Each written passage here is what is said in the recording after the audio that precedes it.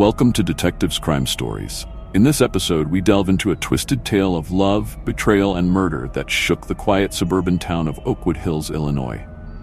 A seemingly perfect marriage unravels as a dangerous love triangle forms, leading to a shocking act of violence that leaves a community in disbelief. Join us as we explore the complex and tragic case of the Andersons and the deadly consequences of forbidden passion. Oakwood Hills, a picturesque suburb just outside of Chicago, had long been considered an idyllic place to raise a family. With its tree-lined streets, excellent schools, and tight-knit community, it attracted young professionals looking for a slice of the American dream. It was here that Michael and Rebecca Anderson chose to build their life together. Michael Anderson, 38, was a rising star at a prestigious Chicago law firm. Tall and handsome, with piercing green eyes and a charismatic smile, he had a way of commanding attention in any room he entered. Known for his sharp mind and ruthless courtroom tactics, Michael was on the fast track to making partner at his firm. Rebecca Anderson, 35, was equally accomplished in her own right. Pediatrician at Oakwood Hills General Hospital, she was beloved by her young patients and their parents alike. With her warm brown eyes and gentle demeanor, Rebecca had a knack for putting even the most anxious children at ease. The Andersons lived in a beautiful Tudor-style home on Maple Avenue, the most desirable street in Oakwood Hills. Their 10-year-old son, Ethan, was a bright and energetic boy who excelled both in school and on the soccer field. To their neighbors and friends, the Andersons seemed to have it all: successful careers, a loving family, and an enviable lifestyle. Michael and Rebecca were fixtures at community events, from charity galas at the Oakwood Country Club to PTA meetings at Ethan's school. They hosted lavish dinner parties for Michael's law firm colleagues and Rebecca's fellow doctors, their home always filled with laughter and lively conversation. Rebecca was particularly active in the community, volunteering at the local animal shelter and organizing an annual 5K run to raise money for children's cancer research. Her kindness and dedication made her a beloved figure in Oakwood Hills. Michael, while less involved in community service, was admired for his professional success and the generous donations he made to local causes. Their son, Ethan, was following in his parents' footsteps, showing promise both academically and athletically. He was a star player on his youth soccer team and had recently won the school science fair, a project on renewable energy. From the outside, the Andersons' life seemed picture-perfect, but beneath the surface, cracks were beginning to form in their seemingly idyllic existence. The trouble began on a crisp autumn evening in September 2022. The Andersons were hosting a dinner party to celebrate Michael's successful defense of a high-profile client. Among the guests was Dr. Olivia Chen, a new cardiothoracic surgeon at Oakwood Hills General Hospital.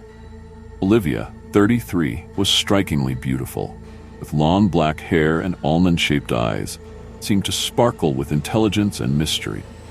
She had recently moved to Oakwood Hills from Los Angeles, bringing with her an air of sophistication and worldliness, stood out in the suburban setting. As the evening wore on, Michael found himself drawn into conversation with Olivia. They discovered a shared passion for contemporary art and obscure foreign films. Rebecca, busy ensuring their other guests were taken care of, noticed the intense discussion between her husband and the new doctor, thought nothing of it at the time. Over the next few weeks, Michael and Olivia's paths continued to cross. They bumped into each other at the local coffee shop, Brew and Bean, where Michael often worked on case file. They found themselves seated next to each other at a hospital fundraiser. Each encounter seemed to deepen their connection, sparking a chemistry that was becoming harder to ignore. Rebecca, meanwhile, was grappling with her own challenges. The pediatric ward at the hospital was understaffed, leading to longer hours and increased stress. She found herself coming home exhausted, often too tired to engage in the deep conversations she and Michael once enjoyed. As autumn turned to winter, the distance between Michael and Rebecca grew. Their conversations became perfunctory, focused on scheduling and household logistics rather than the intimate sharing of thoughts and feelings that had once characterized their relationship. It was during this time that Michael's relationship with Olivia began to shift from friendship to something more. What started as innocent text messages about art exhibitions and film recommendations gradually evolved into flirtatious exchanges and inside jokes. The pivotal moment came in late January 2023. Michael was working late at the office, preparing for a crucial court appearance the next day. Olivia, who had just finished a grueling 12-hour surgery, texted him on a whim. Just performed a successful triple bypass. Could use a drink to unwind. You still at the office? Michael hesitated for a moment before responding. Just wrapping up. Murphy's Pub in 20? That night at Murphy's Pub, as snow fell gently outside, Michael and Olivia crossed a line. What began as a celebratory drink turned into hours of intense conversation, charged with an undeniable attraction. As they stood outside the pub, preparing to part ways, Olivia leaned in and kissed Michael. The kiss lasted only a few seconds, but its impact was seismic. Michael pulled away, a mix of desire and guilt swirling in his mind. I should go, he stammered, turning quickly and walking away, leaving Olivia standing alone in the gently falling snow. As Michael drove home that night, his mind raced. He loved Rebecca, he truly did. They had built a life together, had a son they both adored. But the passion he felt with Olivia was unlike anything he had experienced in years. It awakened something in him that he thought had long been dormant. Over the next few months, Michael found himself living a double life. To the outside world, he was still the devoted husband and father, the successful lawyer on track to make partner. But in stolen moments, lunch breaks, fabricated late nights at the office, fictitious out-of-town conferences, he was with Olivia. Their affair was intense and all-consuming. They met in out-of-the-way restaurants, in hotel rooms booked under false names, in secluded spots in Forest Preserve. Michael felt alive in a way he hadn't in years, intoxicated by the thrill of secrecy and the passion he shared with Olivia. Rebecca, for her part, sensed that something was amiss. Michael's late nights at the office became more frequent, his explanations more vague. He was distracted, often checking his phone with a slight smile that he quickly suppressed when he noticed her watching. At first, Rebecca attributed the changes to work stress. Michael's caseload had increased significantly as he pushed for partnership, and she understood the demands of a high-pressure career. But as weeks turned to months, she couldn't shake the feeling that there was more to the case. It was Ethan who inadvertently provided the first concrete clue. One evening in April, as Rebecca was helping him with his homework, he casually mentioned, "Dad's car wasn't at his office when we drove by today." Rebecca's heart skipped a beat. "When was this, sweetie?" "Last Thursday, when you were working late and Dad was supposed to pick me up from soccer practice but sent Uncle Tom instead. He said he had to work late, but his car wasn't there." That night, after Ethan had gone to bed, Rebecca confronted Michael. "Where were you really last Thursday?" she asked, trying to keep her voice steady. Michael's face remained impassive, but Rebecca noticed a flicker of something. Fear, guilt in his eyes. "I told you, I was working late, had to meet a client off-site." "Your car wasn't at the office, Michael," Ethan saw. Michael's mind raced, searching for a plausible explanation. I took a cab to meet the client. Didn't want to deal with parking downtown." Rebecca wanted to believe him, but the explanation felt hollow. That night marked a turning point in their marriage. Trust, once broken, proved difficult to repair. As spring bloomed in Oakwood Hills, the tension in the Anderson household grew. Rebecca began paying closer attention to Michael's comings and goings, noting discrepancies in his stories. She found herself checking his credit card statements, looking for any unusual charges. Michael, aware of Rebecca's growing suspicion, became more cautious. He and Olivia began communicating through a secure messaging app. Their meetings became less frequent, but more intense. The threat of discovery added an extra layer of excitement to their encounters. Olivia, however, was growing restless. What had started as a thrilling affair was becoming complicated. She found herself wanting more time, more commitment, more of a future with Michael. "When are you going to leave her?" Olivia asked during one of their clandestine meetings in late May. They were in a hotel room in downtown Chicago, the city's skyline visible through the window. Michael sighed, running a hand through his hair. "It's not that simple, Liv. There's Ethan to consider. And our reputations, our careers." Olivia's eyes flashed with anger. "So what am I to you?"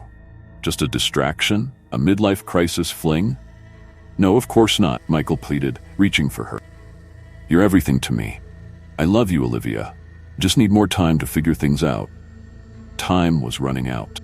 Unbeknownst to Michael and Olivia, their secret was about to be exposed. On June 15, 2023, Rebecca Anderson's world came crashing down. She had taken the day off work, planning to surprise Michael with lunch at his office. But when she arrived at the law firm, Michael's assistant informed her that he was out of the office for the afternoon, in meetings with a client. Suspicion gnawing at her, Rebecca decided to drive by their house on her way home. As she turned onto Maple Avenue, her heart nearly stopped. There, in their driveway, was Michael's car, and parked behind it was a sleek black BMW she recognized as belonging to Dr. Olivia Chen. With trembling hands, Rebecca parked her car down the street and approached the house on foot. As she neared the front door, she could hear muffled voices and laughter coming from inside. Using her key, she quietly let herself in. The sounds led her to the living room, where she found Michael and Olivia in an intimate embrace. The world seemed to tilt on its axis as Rebecca took in the scene before her. Her husband, the father of her child, in the arms of another woman.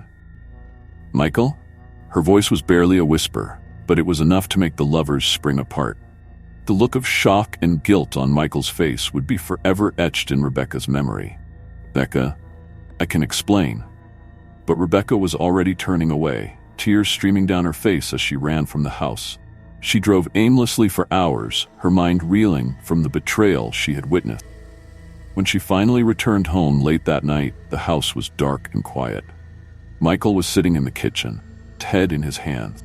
Ethan, blissfully unaware of the turmoil, was asleep upstairs. The conversation that followed was painful and raw. Michael confessed to the affair, admitting that it had been going on for months. He begged for forgiveness, promising to end things with Olivia, to recommit to their marriage and family. Rebecca listened in stunned silence, her world shattered. When Michael finished speaking, she said only one thing: I want you out of this house. Tonight. The next few weeks were a blur of pain and confusion for the Anderson family. Michael moved into a nearby apartment, while Rebecca struggled to maintain a sense of normalcy for Ethan's sake. The boy, perceptive as he was, knew something was terribly wrong, but didn't fully understand the adult complexities at play. Oakwood Hills buzzed with gossip as news of the Andersons' separation spread. Friends and neighbors took sides, some rallying around Rebecca, while others defended Michael. Olivia Chen, suddenly the subject of vicious rumors, requested a transfer to another hospital. As June turned to July, the situation remained tense. Michael, racked with guilt, tried repeatedly to reconcile with Rebecca. He ended things definitively with Olivia, realizing too late the magnitude of his mistake. But Rebecca, her trust completely shattered, remained steadfast in her decision to end the marriage. It was during this tumultuous time that tragedy struck. On the evening of July 22, 2023, Rebecca Anderson received a phone call that would change everything. It was from Olivia Chen. Rebecca, I know I'm the last person you want to hear from. Olivia's voice was shaky on the other end of the line, but I need to talk to you. It's important. Can we meet? Against her better judgment, Rebecca agreed. They arranged to meet at Lakeside Park, a secluded area on the outskirts of Oakwood Hills. As Rebecca drove to the meeting point, her mind raced with possibilities. What could Olivia possibly have to say to her? Was this some kind of twisted attempt to justify the affair? She arrived at the park just as the sun was setting, casting long shadows across the deserted parking lot. Olivia's black BMW was already there, parked near the edge of the small lake. Rebecca found Olivia standing by the water's edge, her back turned. As she approached, Olivia turned to face her, and Rebecca was struck by how haggard the other woman looked. Her eyes were red-rimmed, her usual poise replaced by nervous energy. "Thank you for coming," Olivia said, her voice barely above a whisper. "I know you must hate me, and you have every right to. But there's something you need to know." Rebecca steeled herself, preparing for more painful revelations about the affair. But what Olivia said next chilled her to the bone. "Michael, he's not who you think he is. The affair? It wasn't just about attraction or midlife crisis. He was using me to get insider information on hospital administration, on patients. He's involved in something big. Rebecca, something illegal. Rebecca's mind reeled. What are you talking about? Olivia took a deep breath. Insurance fraud. On a massive scale. He's been working with a network of doctors, lawyers, and insurance adjusters to file false claims, inflate medical bills. I didn't realize it at first, but when I figured it out and threatened to expose him, she trailed off, fear evident in her eyes. He what? Rebecca pressed, a sense of dread building in her stomach. He threatened me, Rebecca. Said he would ruin my career, my life, that he had connections who could make me disappear if I didn't keep quiet. I'm scared, Rebecca. I don't know what to do. As Olivia's words sank in, Rebecca felt as if the ground was shifting beneath her feet. The Michael she knew, or thought she knew, seemed to be vanishing, replaced by a stranger capable of deceit on a scale she could hardly comprehend. But before Rebecca could fully process this new information, a twig snapped behind them. Both women turned to see Michael Anderson emerging from the shadows, his face a mask of cold fury. I should have known you couldn't keep your mouth shut, Olivia, he snarled, his eyes darting between the two women. Rebecca instinctively stepped in front of Olivia. Michael, what have you done? Michael's laugh was hollow, devoid of the warmth it once held. What have I done? I've built an empire, Rebecca. Do you have any idea how much money there is in healthcare fraud? Millions. And I was smart about it, careful. Until this one. He jerked his head towards Olivia, decided to grow a conscience. Rebecca's mind raced, trying to reconcile this cold, calculating man with the husband and father she thought she knew. Michael, please, think about Ethan. We can figure this out, get you help.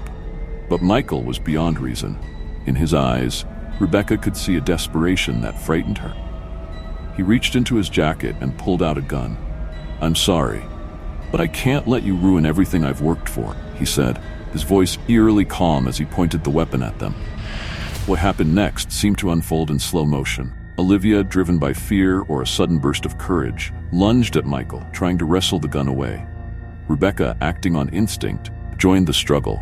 In the chaos that followed, a shot rang out, echoing across the quiet park. For a moment, everything was still. Then Olivia crumpled to the ground, a red stain blossoming on her shirt.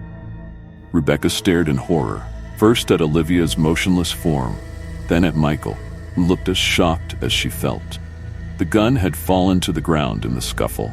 In that moment of stunned silence, Rebecca made a decision that would alter the course of all their lives.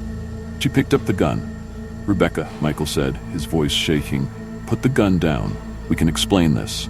Self-defense, it was an accident. But as Rebecca looked at her husband, she saw not the man she had loved for over a decade, but a stranger. Criminal who had betrayed not just her trust, but the trust of countless others. A man who, just moments ago, had been prepared to kill to protect his secrets. No, Michael, she said, her voice steady despite the turmoil inside her. There's no explaining this away, it's over. With trembling hands, Rebecca pulled out her phone and dialed 911. This is Dr. Rebecca Anderson, she said, voice surprisingly calm. I'm at Lakeside Park. There's been a shooting. Please send police and an ambulance immediately. As she ended the call, Michael made a move towards her. Becca, please, think about Ethan. Think about our family. We can work this out. Rebecca raised the gun, pointing it at Michael. Don't come any closer. We're going to wait here for the police. Time for the truth to come out. All of it. The minutes that followed seemed to stretch into eternity. Rebecca kept the gun trained on Michael, alternated between pleading with her and threatening her. All the while, Olivia lay motionless on the ground, her life ebbing away.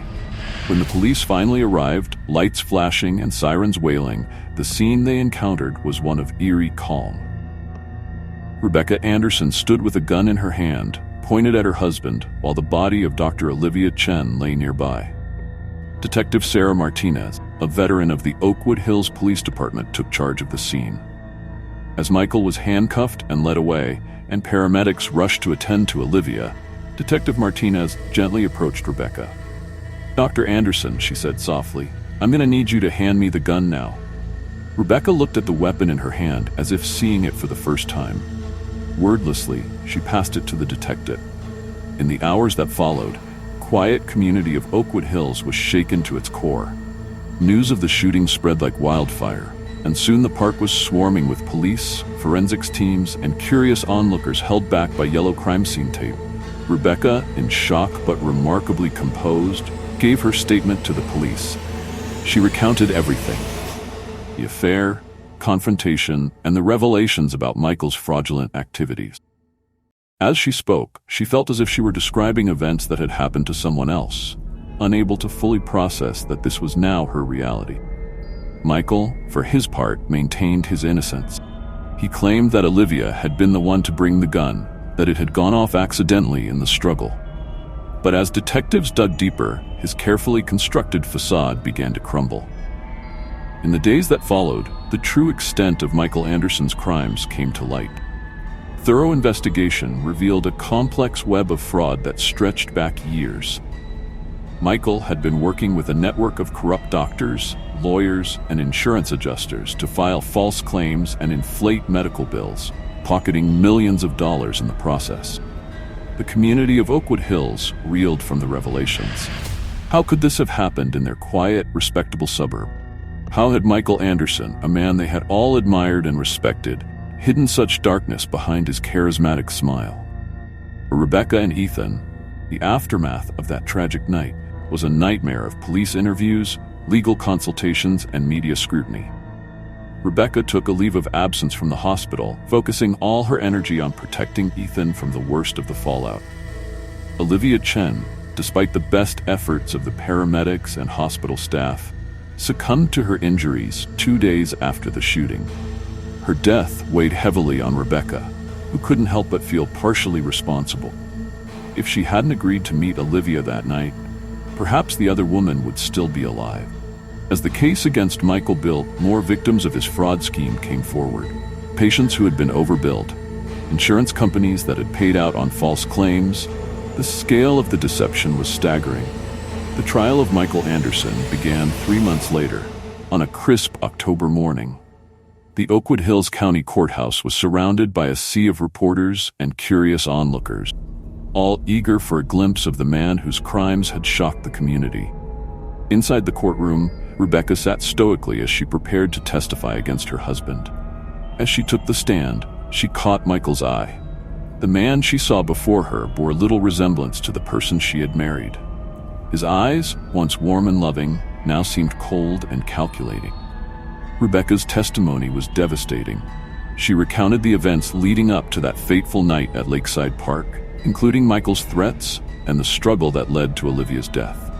Her voice never wavered as she described the man her husband had become, a stranger capable of deceit, fraud, and ultimately, violence. As the trial progressed, a parade of witnesses took the stand. Former colleagues testified about discrepancies they had noticed but never reported. Patients shared stories of inexplicable medical bills and procedures they had never received. Insurance investigators detailed the complex web of false claims and inflated costs. Michael's defense team tried to paint him as a man who had lost his way, seduced by the promise of wealth and power. They argued that the shooting had been accidental, a tragic result of a confrontation gone wrong. But the evidence against him was overwhelming. After 2 weeks of testimony, the jury retired to deliberate. They returned after just 6 hours with a verdict, guilty on all counts, including fraud, embezzlement, and second-degree murder. As the verdict was read, Rebecca felt a complex mix of emotions wash over her. Relief that justice had been served, sadness for the man she had once loved, and fear for the uncertain future that lay ahead. The sentencing hearing was held a month later. Victim impact statements were read, including a heartbreaking letter from Olivia Chen's parents who had flown in from California. They spoke of their daughter's dedication to her patients, her dreams for the future, all cut short by Michael's action. When given the opportunity to speak, Michael expressed remorse for Olivia's death but maintained that the shooting had been accidental. He showed little contrition for his fraudulent activities, instead trying to justify them as necessary in a broken healthcare system. Judge Henrietta Watkins, a stern woman in her 60s, known for her no-nonsense approach, delivered the sentence. Mr. Anderson, you have betrayed not only your family and your community, but also the very principles of your profession. Your actions have caused immeasurable harm to countless individuals. For the crimes of fraud, embezzlement, and the death of Dr. Olivia Chen, I sentence you to 30 years in prison without the possibility of parole." As Michael was led away in handcuffs, Rebecca felt a chapter of her life closing. The man she had loved, the father of her child, was gone, replaced by a stranger she now realized she had never truly known. In the months that followed, Rebecca and Ethan struggled to rebuild their lives. They moved out of the house on Maple Avenue, too many painful memories lingering in its rooms. They found a small apartment across town, fresh start away from the whispers and sidelong glances of their former neighbors. Ethan, now 11, grappled with conflicting emotions about his father. Rebecca enrolled him in therapy, helping him work through his feelings of anger, confusion, and loss. She was determined that Michael's actions would not define her son's future. For Rebecca, the healing process was slow and painful. She threw herself into her work at the hospital, finding solace in caring for her young patients. She started a support group for families affected by white-collar crime, using her experience to help others navigate the complex emotions, practical challenges that came with such betrayals. As the first anniversary of that tragic night at Lakeside Park approached, Rebecca received an unexpected letter. It was from Michael, writing from prison. With trembling hands, she opened the envelope and began to read. "Dear Rebecca, I know I have no right to contact you after everything that's happened. But as I sit here in my cell with nothing but time to reflect on my actions, I felt compelled to reach out. I want you to know that I am truly sorry for the pain I've caused you and Ethan. The man I became, the liar, the cheat, the criminal, that's not who I ever thought I'd be. I lost sight of what was truly important, seduced by greed and the thrill of getting away with it all. I don't expect forgiveness. I know that what I've done is unforgivable, but I hope that one day you and Ethan might find peace. You both deserve happiness, and I'm sorry I destroyed what we had. Please tell Ethan that I love him and that none of this is his fault. He has a wonderful mother in you, Rebecca. I hope he knows how lucky he is. Take care of yourselves, Michael." Rebecca read the letter several times, tears streaming down her face. The words stirred a complex mix of emotions: anger, sadness, and a tiny flicker of the love she had once felt for Michael. But mostly, she felt a sense of closure. She decided not to share the letter with Ethan, at least not yet. Perhaps when he was older, he would want to know his father's thoughts. For now, she would continue to focus on healing and moving forward. As Rebecca tucked the letter away in a drawer, she felt a weight lift from her shoulder. The future was still uncertain, but for the first time in a long while, she felt hope. She and Ethan had survived the storm, and together, they would build a new life, one day at a time. The case of the Andersons became a cautionary tale in Oakwood Hills and beyond. It served as a stark reminder that even in the most seemingly perfect lives, darkness can lurk beneath the surface. The community, shaken by the scandal, implemented stricter oversight in local medical practices and legal firms. Rebecca's support group grew, attracting members from neighboring towns and eventually expanding into a national network. She became an advocate for transparency in the healthcare system, using her experience to push for reforms that would make it harder for others to perpetrate the kind of fraud Michael had committed. Ethan, with the support of his mother and ongoing therapy, began to heal. He excelled in school, channeling his energy into academics and sports. As he grew older, he developed a passion for criminal justice, inspired by a desire to understand and prevent the kind of crimes his father had committed. 5 years after the tragic events at Lakeside Park, Rebecca stood at a podium in Washington, D.C., testifying before a congressional committee on healthcare fraud. As she spoke, her voice strong and clear, she thought about the long journey that had brought her to this moment.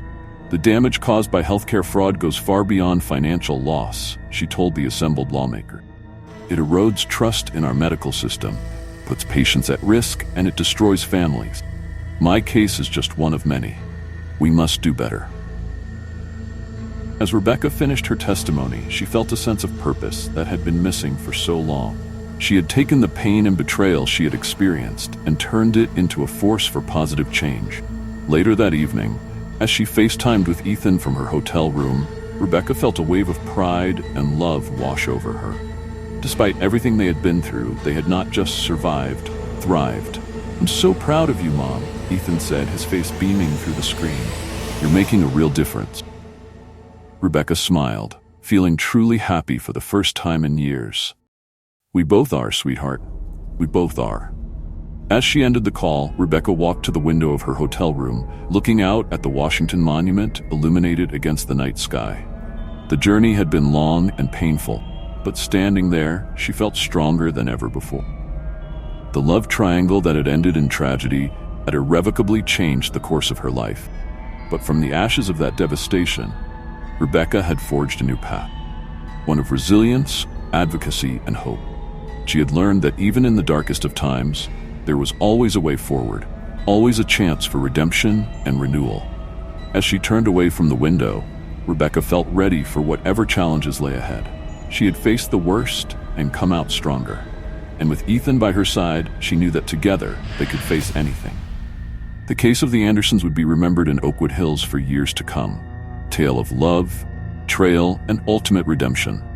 It served as a reminder that even in the face of unimaginable pain, the human spirit had the capacity to heal, to grow, and to transform tragedy into triumph.